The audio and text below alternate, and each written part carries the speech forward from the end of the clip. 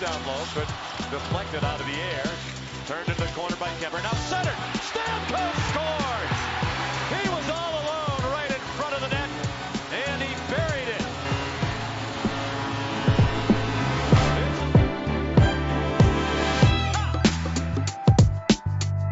it. And welcome to Interesting to See, your daily sports podcast. News, narratives, takes, gambling, etc., etc. I'm Nick, your host. Dashing. I need a haircut, but my beard is starting to look good, guys. Damn. I mean, look at that. You can watch on Spotify if you want to see the beard. You can watch on YouTube. Like, rate, review, subscribe. This will be the last week of Interesting to See before I take a hiatus. I don't know how long the hiatus will be, but I think I will be back to do NFL gambling previews and fantasy football. So if we just take a peek-see, a little gander, a little looky-loo at the calendar, I know that some NFL publications come back after about 4 weeks, right? So, 4 weeks, 6 weeks. NFL training camps usually start the third week of July. So I think 6 weeks makes sense, right? We got 2 weeks left in June. And then 1 week in July is the 4th of July, then the week of the 11th, the week of the 18th, and then the week of the 25th. So I will either be back on August 1st, or I will be back on July 25th. I'm thinking August 1st. I think we'll take essentially the last 2 weeks of June, the entire month of July off, which ends up being about 7 weeks. I warned you fucking people that the NBA and the NHL, like, well, this hockey's played in October, 8. No, shut the fuck up. The summer is so boring. You idiots. You would obliterate baseball, but instead you're choosing to start on the regular time and get crushed by football. The NFL's first preseason game doubles up every single NBA playoff game except the NBA Finals, which it still beats. The first preseason game. Yep, you want to compete with that shit? I mean, I tried to warn you people. And also this summer, the World Cup was supposed to happen. It's not. It's happening in winter because Qatar is a hellscape. So we could have been doing World Cup. We did Olympics last year. That was fun. So we had football, hockey, and Olympics. So that's one of the reasons we kept it going. Right now, we have nothing. So I'm taking a hiatus, and I'm going to go try to lose some weight and get a tan. And going to go play some chess. Big chess tournament happening right now, so I'm going to do all that. That's what's happening with Interesting to See. Let's get into some stuff. I will say that during the hiatus, if I feel so inclined to do a controversial Wednesday and just do a deep dive onto something, I will. And there's some shit bubbling that could pop up. Thing number one, Deshaun Watson. Is he going to get suspended?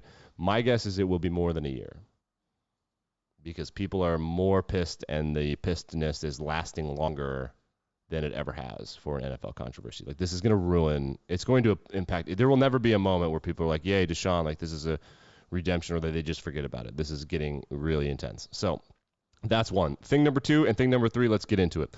Thing number two, Brittney Griner is still in prison in Russia. And here she is. Talk about Stanley Cup and some sports stuff. So this is what we could be talking about on the hiatus. Okay, Harvard, go away with yourself. It's on the screen right now. So she was supposed to have an anniversary call with her wife, and that call has to be orchestrated because when you're a prisoner in a foreign country and the United States has a relationship with that country, which such as it is right now with Russia, you can orchestrate different things. Well, apparently no one was working at the State Department at the time, and like no one was there to put them through to each other. So what's going to happen? There are a couple of things. One is that it appears like Russia was handed an American celebrity, and they're like, hey, maybe we can kind of like insinuate that we're torturing this person and kind of fucking with them to piss America off and drag America into a war. America has not taken the bait in any way at all. There has been a proposed exchange, which would have been a Russian spy for Brittney fucking Griner, which from a State Department standpoint is a loss. Brittney broke the law. I don't know if anybody didn't know the law, but she broke the law. I understand that it's ridiculous that having an e-cigarette is against the law in Russia. Well, it is. Like, it is. And whoever said that she should go to Russia, whenever basketball was happening in Russia in January of 2022 was incredibly stupid. That is stupid. So my opinion is that, like, we got to get her out of there, but not for a Russian spy. So we're going to pay attention to the Brittney Griner things. Controversial thing number two, this is great. I fucking love this. Dan Snyder, the owner of the Washington Commanders, has been asked a few times to testify in front of Congress. And the reason is because there have been sexual improprieties and apparently financial improprieties in which he may have ripped off his co-owners to the tunes of 5, 10, maybe more millions of dollars. Attorneys for him, Dan Snyder, said that he would not testify before Congress on June 22nd, despite a request from the committee to reconsider. So they said, you should testify. And he said no. And then, you really should testify. And he said no again. It is incredibly rare for someone to be compelled to testify before Congress and to say no. I know that because I watched John McCain documentaries, in which, by the way, John McCain deserves a huge shout out for ending online sex trafficking. Not ending, but really, really hurting it. Shouts to John McCain. So this is rare. When you're asked to go before Congress, you usually go. Fucking Zuckerberg went. Snyder's not going to go. So this is bad. Rumors are Pro Football Talk is about 50% on his rumors. Mike Florio. He's much better at the logistics of running an organization like the National Football League than he is about football takes and football rumors. So when he says that the feeling among owners is that there might be enough votes to vote him out of the league as the owner, in which case people would really, really, really get excited. He is the spawn of Satan. No reasonable person would believe that he's actually the spawn of Satan. Can't sue me because you want to do that. But we're going to pay attention to that. So the Commanders thing is not going away. Those Gruden emails, what are the Snyder emails? What is the evidence that exists? So we're going to pay attention to that too. So we got Griner, we got Snyder, and we got Watson. That's what I'm paying attention to right now. We'll find out. Okay, let's get into some actual sports stuff and some sports stories. College World Series is happening. Ole Miss is still undefeated despite being the last team invited to the World Series. That's my home team. They beat Arkansas, my home team, my alma mater. They beat Arkansas yesterday, 13-5, but they are losing where it counts, and that is at the bar. Rocco's Jello Shot Challenge, which is a bar. What a great piece of promo. God damn, what a brilliant idea from Rocco's. Shouts to Rocco's for surviving the pandemic and then doing this. Every team's fan base has a spot in the Jello Shot Challenge. Stanford, a miserable 106. Texas, we'll talk about them in a second. But Arkansas and Ole Miss played on the field, and Arkansas and Ole Miss have been neck and neck in historic territory at the Jello Shot Challenge. It's $4.50 per Jello Shot. That's stealing. Jesus, they're making a ton of money. Holy shit. Arkansas has bought 4,644 Jello Shots. Ole Miss is behind them at $45.79. That's less than 100 difference. The next closest is Texas A&M at 585. That means Ole Miss is in second place behind Arkansas. Has 4,000 more Jello Shots purchased than Arkansas. Stanford got to 106. Good for them. They got bounced from the tournament despite being the highest seed at the tournament. They were the number 2 team in the country behind Tennessee. They got just embarrassed by the SEC. LOL. And Texas A&M, they got bounced, and they had 215. So you see Stanford 106, Texas 215. Then Notre Dame. Notre Dame is in 4th place. They have a couple more than Auburn and Oklahoma. Oklahoma is in the winner's bracket. We'll do that throughout the rest of the week. And, the national championship would be on Monday, but hiatus will be happening at that point in time. Okay, let's get to some sports ball. Over the weekend, Father's Day championship for the U.S. Open. We had this incredible bunker shot from Matt Fitzpatrick, who, if you watched the golf tournament, you may have heard that he won the U.S. Amateur. There it is. Look at that bunker shot. When he teed off, they were like, the only place he can't go is the bunker. And then he did, that. Unfortunately, the way that he won sucks, and you hate to see it. So he had a one-stroke lead. The guy that was there with him, Will Zalatoris, had a one-stroke, or it was down one stroke, and he had a birdie putt. And if he'd made it, there would have been a playoff, but he missed it, and that's how someone won the championship. And I like to see people win. I don't like to see people lose, and that's what happened. That kind of sucks. I hate that. Draymond Green over the weekend yesterday, Juneteenth. That's why we didn't have an episode yesterday, by the way, Juneteenth.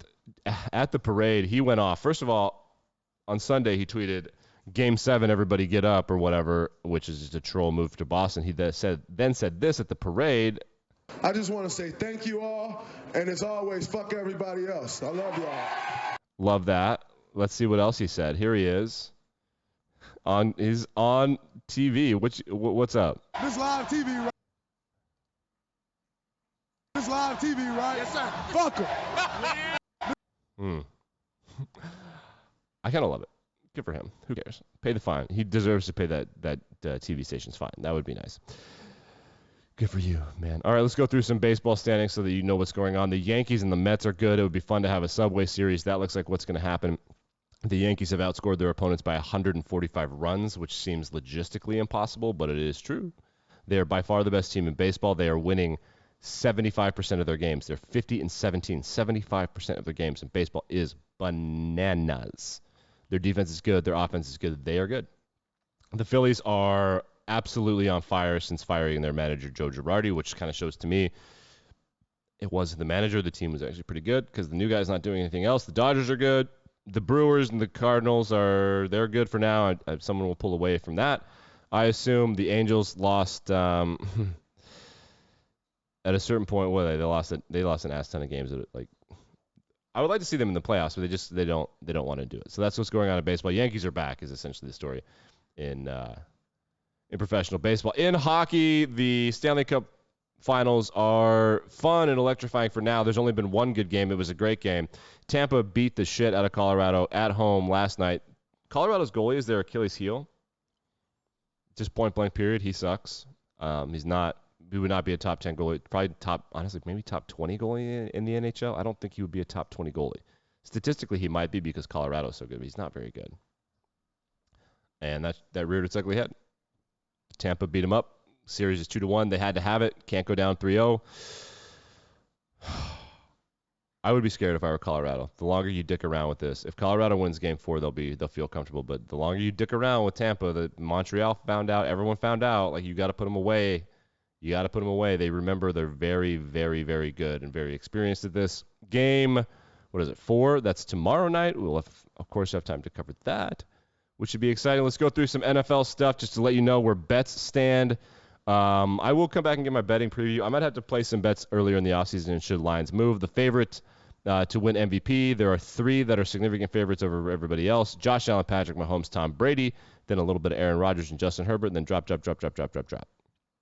Which makes sense. Defensive Player of the Year, Myles Garrett, TJ Watt, Aaron Donald. That's easy money. Comeback Player of the Year, Derrick Henry. I guess he was hurt. Michael Thomas, Jameis Winston, Christian McCaffrey, Mitchell Trubisky. Trubisky coming back, of course, from getting benched and sucking, which is always hilarious to me. That's what people eventually have to come back from.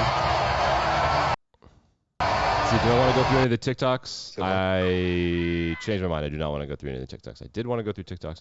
I no longer want to go through some of the TikToks I was going to do. Be back in better than ever tomorrow. Hiatus at the end of this week. I'll be back in August most likely. So let's have a good last week, guys.